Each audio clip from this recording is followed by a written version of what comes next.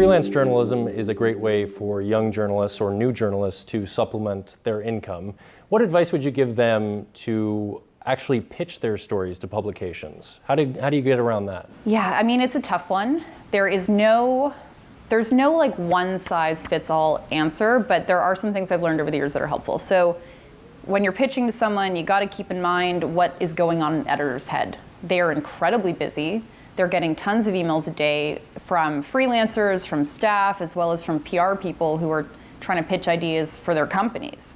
So how do you stand out in that cacophony of stuff that they're getting in their inbox? The biggest thing I've learned is just clarity in your emails. So saying in the subject line, freelance pitch, give a really snappy little headline, and treat the whole email as a story. So you don't want to waste 2 paragraphs introducing yourself and your credentials and giving a whole background on the piece. What would the lead of your story be? What is the thing that you would tell your friend if you ran into them at a bar and said, holy cow, like I have this crazy story to tell you. Here's the most important detail. Here you go, right? You kind of want to you want to start your email the same way. Mm-hmm. So framing it as a story, hooking them with that lead, giving them a couple sentences, just wrapping it up, and then explaining why you are the best person in the world to write this story.